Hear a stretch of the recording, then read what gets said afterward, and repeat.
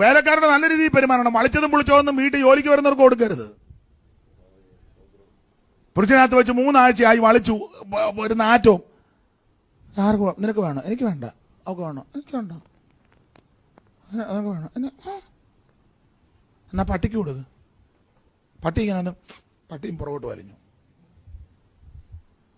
അന്നൊരു കാര്യം മാറ്റി പോയി. തറ തുടയ്ക്കാൻ പറ്റുന്ന തങ്കയ്ക്ക് കൊടുക്കാം. തറ തുടയ്ക്കാൻ വരുന്ന അവരുടെയും നിങ്ങളുടെ യജമാനൻ സ്വർഗത്തിലുണ്ടെന്ന് ഓർത്തോണം.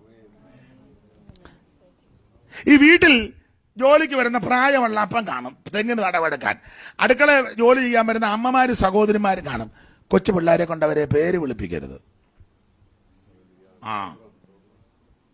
കൊച്ചു പിള്ളേരെ കൊണ്ടവരെ തെങ്ങിന് തടവെടുക്കാൻ വന്നൊരു അപ്പൻ വേലയ്ക്ക് വന്നതാ. 75 വയസ്സ്. 12 വയസ്സുള്ള കൊച്ചൻ, ജോർജ് കാപ്പി. ജോർജ് അഥവാ പിള്ളേർക്ക് അറിയാൻ പാടില്ല, വിളിച്ചാൽ പ്രായം എടാ അപ്പച്ചാന്ന് വിളിയടാന്ന് പറയണം.